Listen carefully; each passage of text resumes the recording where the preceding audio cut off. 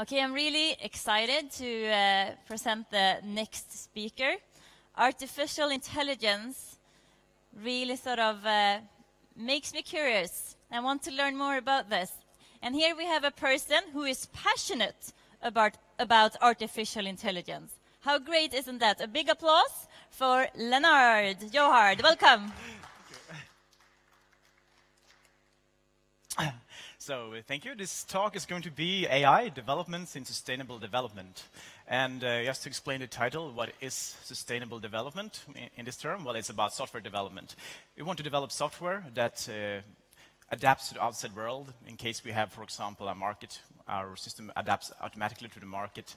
And also, it's a more efficient way to develop software and solutions and algorithms than to write it ourselves.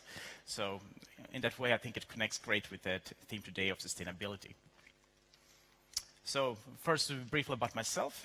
I've always been passionate about AI, basically. I wrote my first program in C++ at 11, which is quite late in terms of computer guys.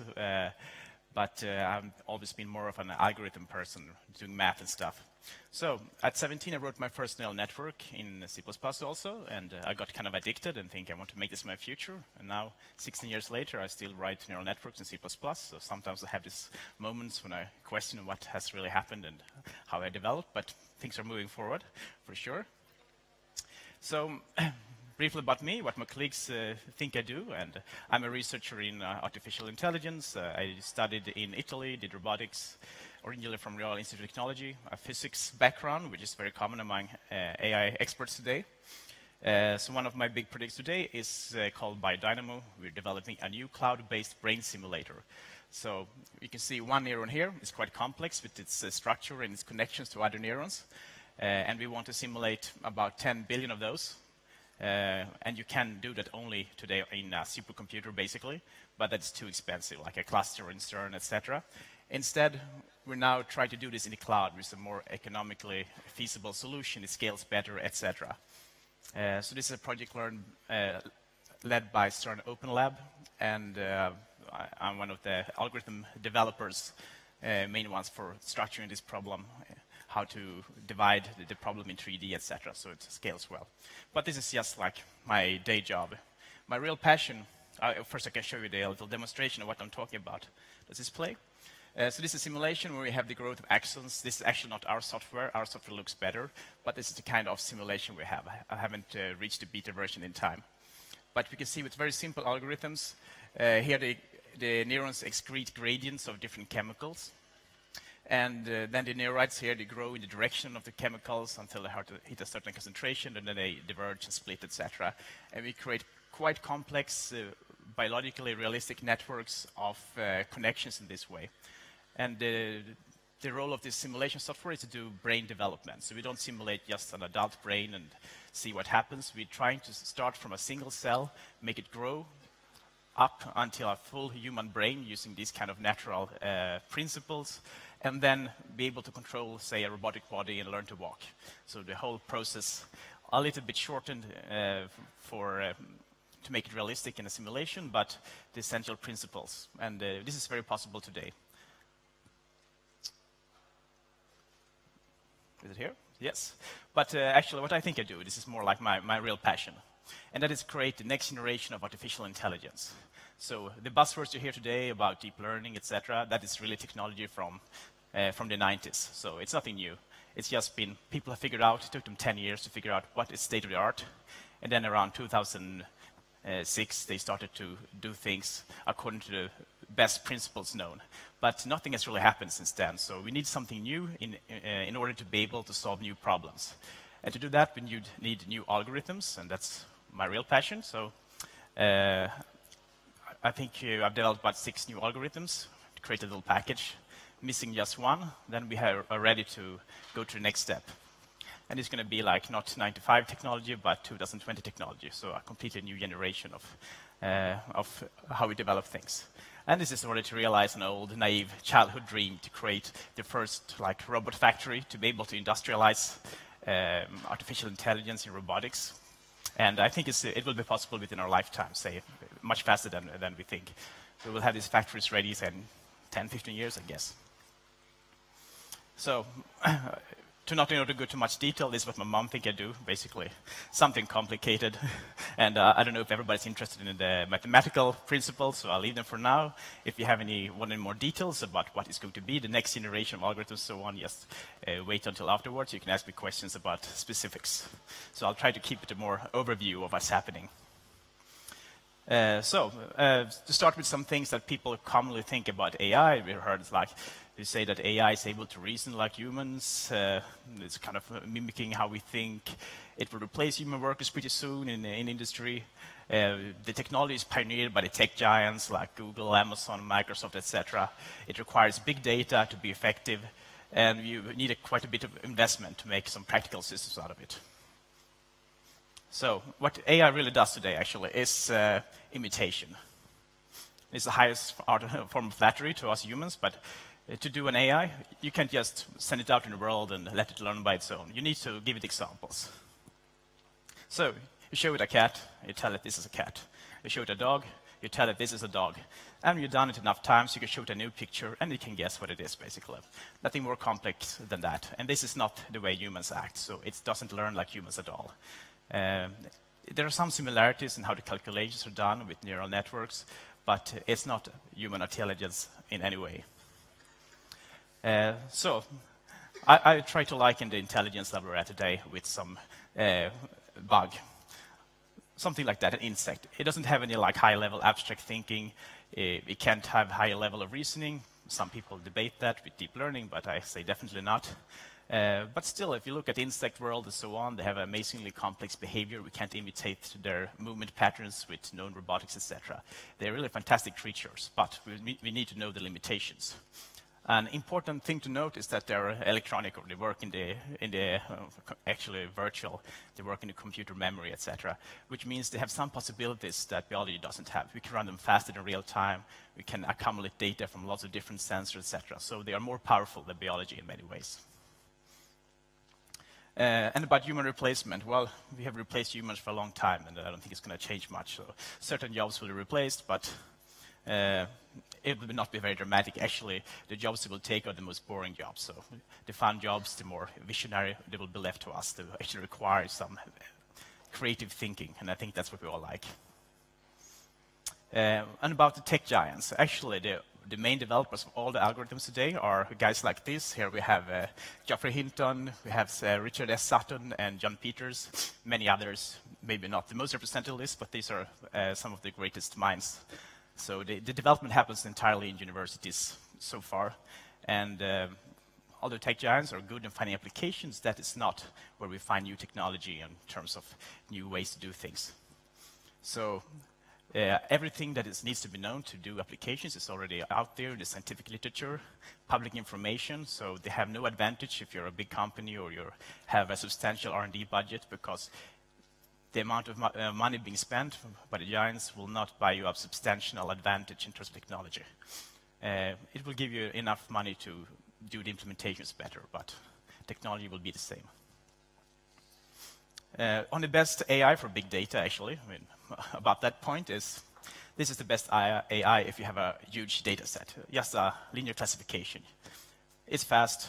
If the input data is big, it's enough to classify your data, and it's actually quite popular. So if you have big data, you don't really need AI. You can do a lot with a very simple algorithm like this. AI and the more sophisticated algorithms, they come into their own when you have limited data sets. You need to generalize. While you don't have full awareness, you don't have unlimited data. With unlimited data, the problem is trivial. It's when you have a limited data, you need to generalize from that you need the best algorithms out there in order to draw the best conclusions. And about a big R&D budget, this is a typical example of how to create a modern AI with the best implementation. So it's about, 20 lines of code. It doesn't take a lot. Anybody can do it. You can have your 16-year-old son who's just started programming. He can write this code, and you have state-of-the-art AI in any project you want. So it is not necessarily very complicated to implement it. So this is where I think the AI revolution really happens. If you have in your work, your industry or your company does some boring work, you have some data, not a lot, you're not a tech giant, because then you would use other algorithms, and you're willing to do some small R&D, then you're part of the AI revolution, actually. So this is where the real value addition happens with the latest technology. So this is just a brief overview of my views of today. So I want to continue with looking into the future. That's the interesting part. So we know more or less, I guess people have read in popular science at least, what AI science is today. The big question is what's going to happen in the next 10, 20 years, how it's going to change the industry, how will it be able to transform the way we work. And of course, I mean, this is where it heads to. In the end, we're going to have AI that works at humans, but that's not very interesting. Of course, we can imitate biology in silicon eventually, but I mean, is this 100 years ahead or 200 years? We don't know. That is not the part of the discussion. The interesting part is how is the way they're going to look like in the short term. And this is what I think is the big next step in AI, that we move from the classic show a cat, show a dog, and tell it what it is, to reinforcement learning. It's an old problem formulation, but it's become practical. And what we have then, basically, you have an agent, which is the robot there, a mouse. You have an environment, a maze or something, which moves around in, and you have a reward, which can be the cheese. The mouse always can look around it and gets observation. So this is a very general way to solve problems. It can be applied to almost anything. The reward function is more or less identical to a fitness function in genetic algorithms. So if you can do genetic optimization, you can also do this. This is good for learning movements, patterns of robots, etc., control systems in the industry. All you need to do is have a reward function. It can be the profitability of your company, it can be anything. And it doesn't need to be delivered immediately. It can be delivered in the future. So if you want to test the effect and optimize for your profitability for the next 3 years, you can do that using these algorithms. So what has happened now is that we're starting to make this practical in small, simple robots.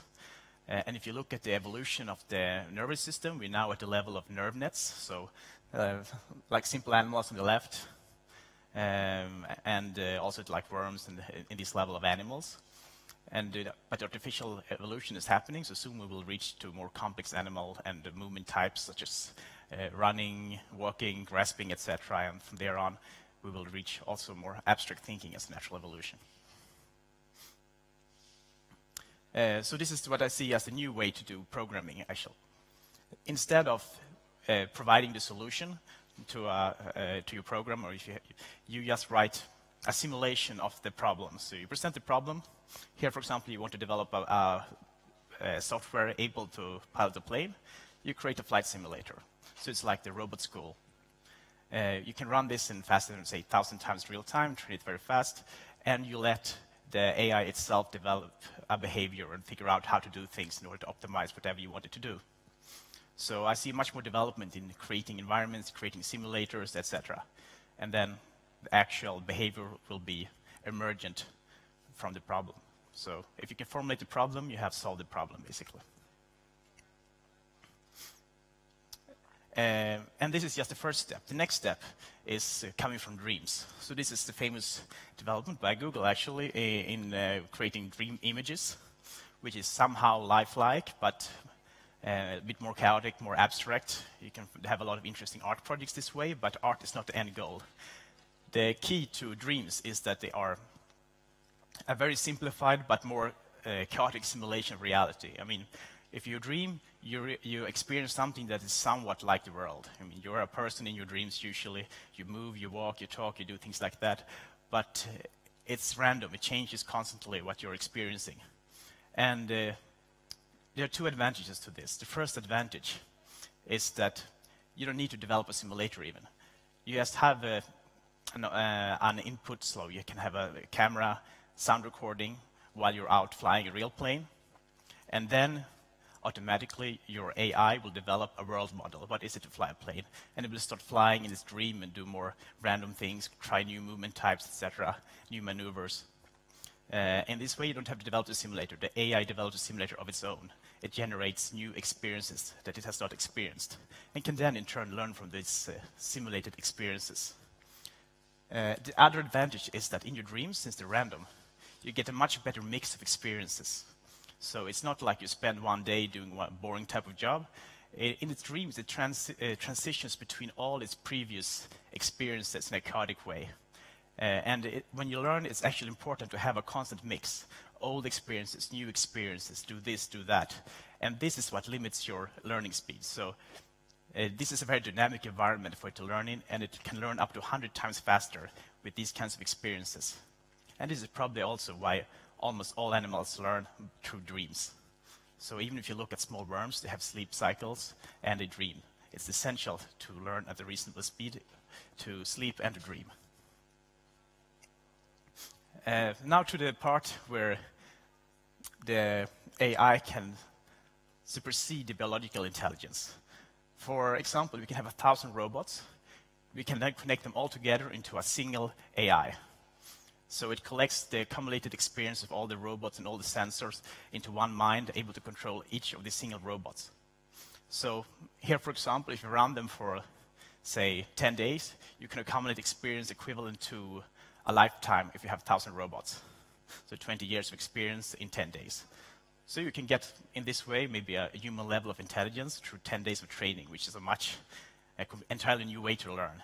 Then you can copy-paste intelligences between agents and so on to make them immortal, to take the best student and copy it 100 times and so on. So there are new possibilities of how to do learning. And this is not science fiction. This is being done today in the lab, actually. This is the state-of-the-art how to train things.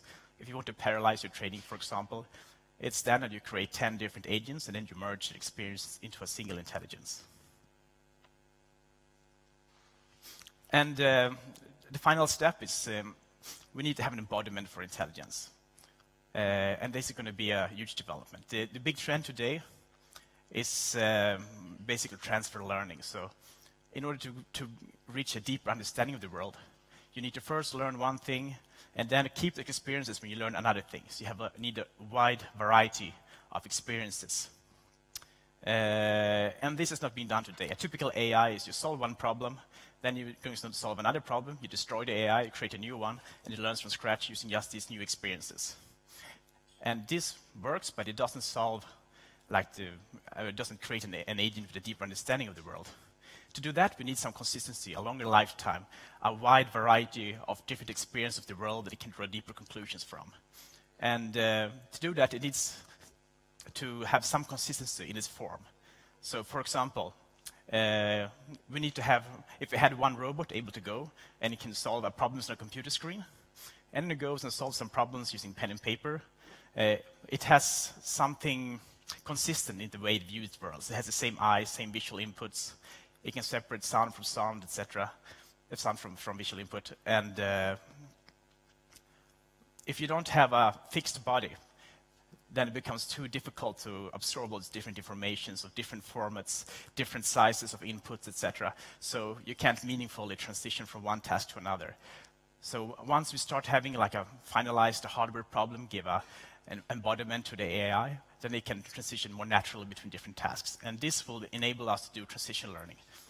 And then I think from there on, there's nothing known, no known computational limitations that hinder us from just scale things up, add more neurons, more years of experience, and we can reach something similar to humans. Nothing known. We don't know yet. So, well, this was all from me. A bit quick overview of some principles, and I'm hoping for some questions, actually. Thank you so much. Any questions from the audience? Yes. First of all, thank you for a very pedagogical talk for a Latin student. And I also feel proud of my parents to see that I'm still ahead of AI. Now, yesterday we heard a talk transferred from London from Leonard Johard, and he talked about a whole system approach, and it's no longer cause and effect.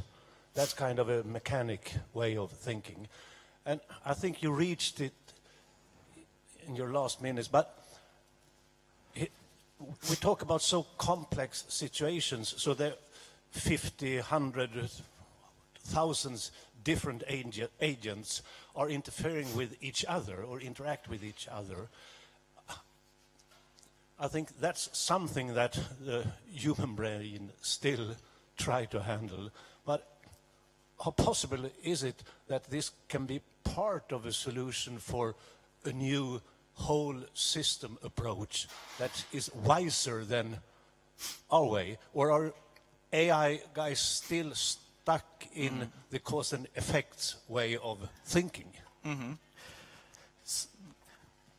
Yes, I think this will be part of the solution indeed. Well, in terms of emergent behavior, we're looking for like some emergent solutions where we don't try to make things smaller and smaller and solve the problem on a very small scale with just cause and effect. But looking at the bigger picture, this is exactly how we try to develop AI. So instead of trying to divide a problem into subtasks and specifying exactly what they are, we create very simple neurons that all are the same, and just when they connect together, they're able to solve problems together. A single neuron is really stupid. It's just a neural classification, linear classification, and that's it. But if you have 100,000 of them, they can simulate basically any problem that we need to solve today. And then you add 100 billion, and we get a human being. So.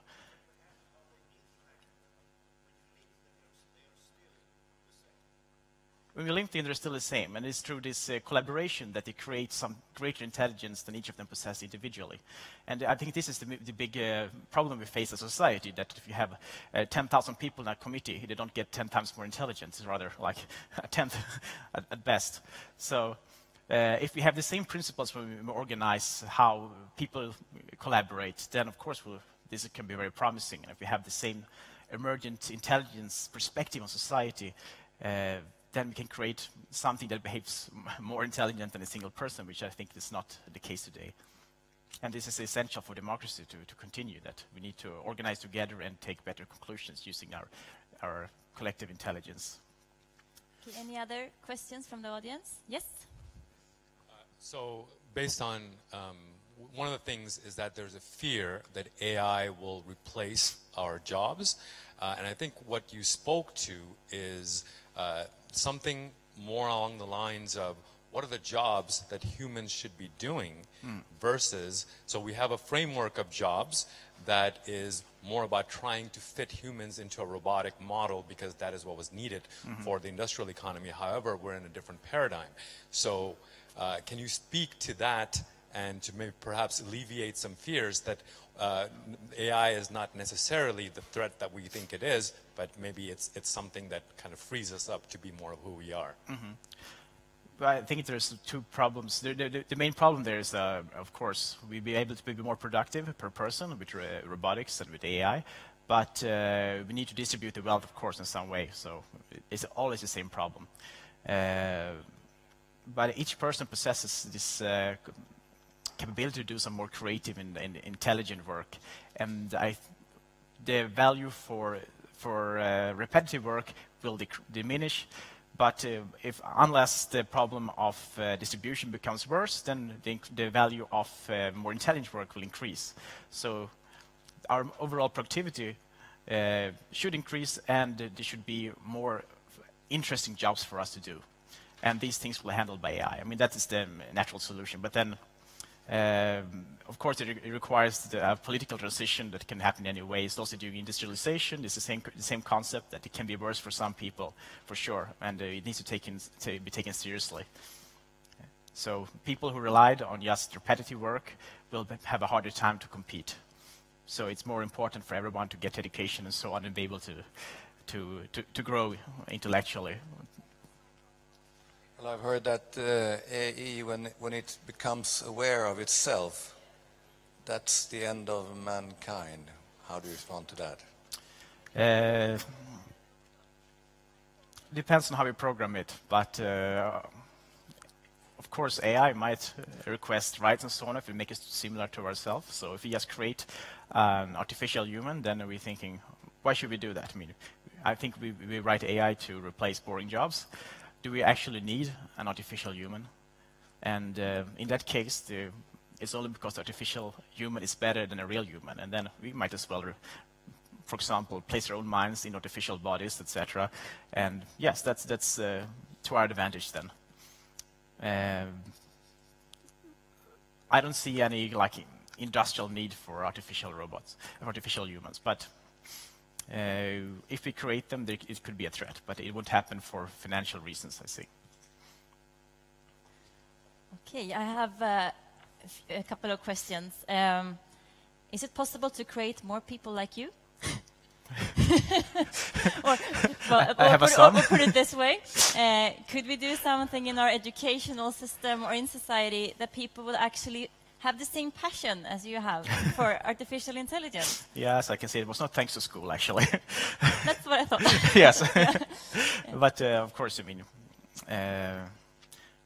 what is passion? I think everybody has a lot of passion. You just need to feel it's possible and then not get their enthusiasm killed by school too much. I mean, I was the worst student all through my years during school. People used to give me an applause when I entered the classroom because I was never there. And during university, I attended seminars for 6 months. In the last 4.5 years of my master's studies, I didn't attend a single seminar because I didn't find it very interesting. I mean, personally, I'm not a big fan to going to listen to guys talking. I prefer books and so on, but it's not my choice of format.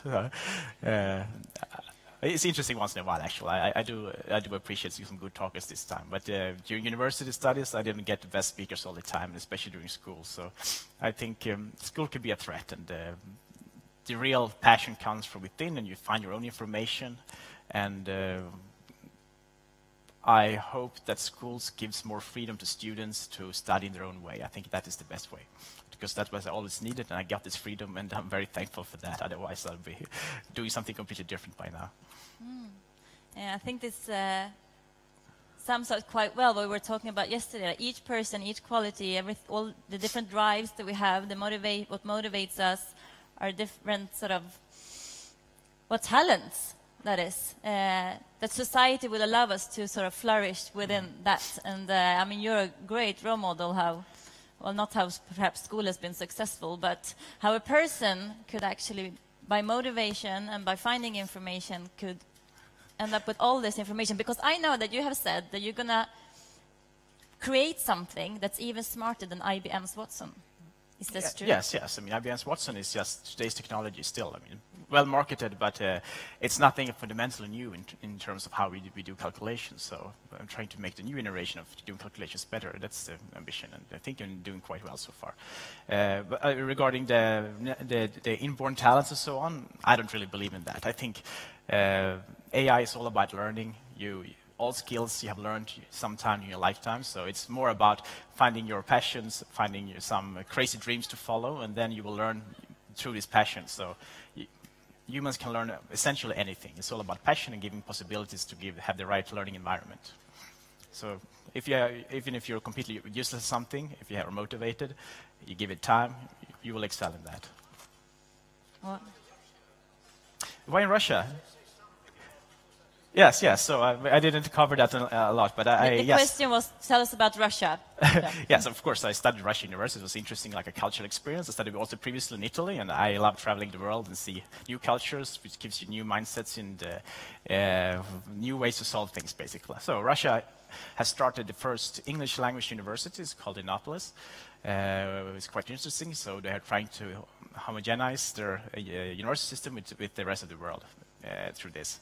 And they have decent funding. They're looking for new ideas. And a tricky thing today as a researcher is to be able to follow your own ideas, not to get stuck in some pre-formatted project, better designed usually for political reasons and so on, and you do something you don't really like. People in research say the best time is doing a PhD because you can actually do real research and you have control over what you do.